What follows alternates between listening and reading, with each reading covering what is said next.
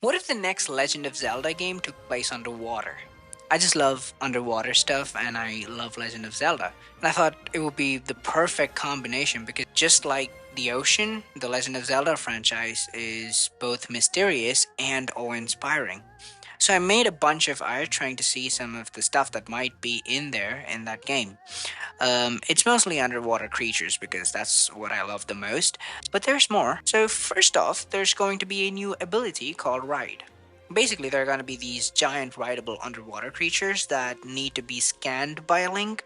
He can ride them and use their different abilities. So, here are some of the creatures that I've made for the game that can be ridden. The Crimsonosaur. It's a dragon like creature that is extremely aggressive and, if successfully scanned, can be ridden. It can be a great friend while fighting enemies and such. I sort of wanted to make the design look like dinosaur like because I just really like marine reptiles, especially mosasaurs. I was fresh off of watching Prehistoric Planet 2, which is an awesome show by the way, and this is a design that I thought worked pretty well with the rest of the game. I wanted it to have some realistic reptilian features while also being goofy enough to be a Zelda design. Do let me know if I have accomplished that. Next is the brawler fish. It's a much less aggressive fish that has a habit of launching itself at giant rocks and even balls to break them to search for food. Once Link has scanned the fish, he can use it to break down hidden walls and locked doors. So he can get back to places where he might have thought that, oh, there might be a treasure here, but I can't open this yet because it's being blocked by these huge rocks. And then he can come back and like hit them and get in that way using the brawlerfish. So the third design is the Cephalo rocks. I wanted something that inherited from the previous Zelda games as well, and I decided to choose and expand on this on the Octorocks because it just seemed so obvious. They are some of my most favorite creatures in the franchise because they look really goofy and menacing at the same time. Also, I love cephalopods, octopuses and squids and cuttlefish and the nautilus. All of them. They're just so cool. As one would normally expect, the Cephalorox can shoot projectiles and can be used as a tank once Link has scanned it. I thought it would be pretty cool. What do you guys think?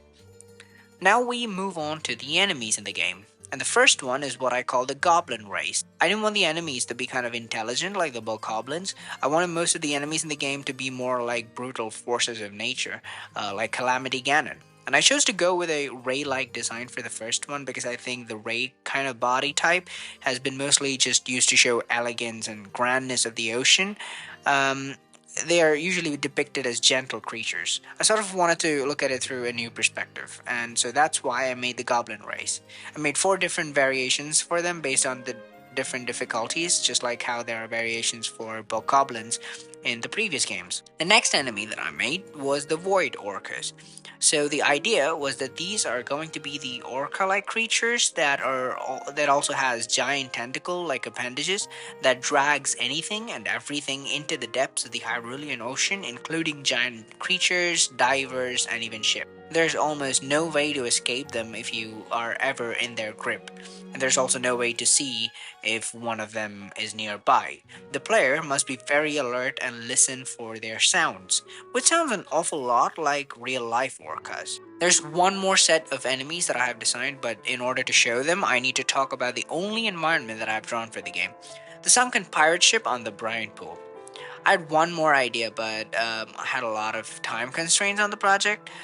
So the pirate ship is going to be one of the dungeons which Link has to play through. I haven't really figured out the details of the gameplay yet, but it's going to be a lot of puzzle solving to reveal the story of the ship and its connection to the bigger evils that plague the waters of Hyrule. I designed the ship twice because the first ship just didn't look that scary or menacing. And I want this game to be really scary because the parts of Legend of Zelda that I love the most are the scary stories and the lore, like the Shadow Temple in Ocarina of Time and the entirety of Majora's Mask. So I'll be showing both the designs on screen and you can see what has changed. I made the new version sit on a glowing brine pool, so it looks like it's a ship that has sunk, but not really because it's still floating in a ghostly pool of something. I'm really bad at interiors and designing levels and stuff, but I tried to make a few ideations for how it would kind of look.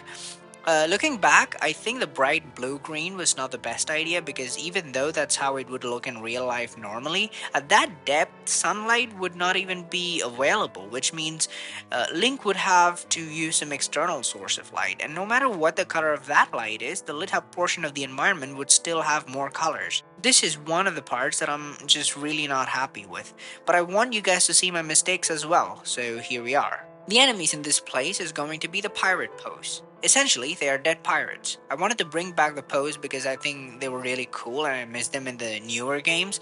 I really hate what they did to the pose in Tears of the Kingdom. These amazing enemies have been reduced to currency. Like, why would you do that, Nintendo? Moving on to the boss of the pirates. His name is Torment.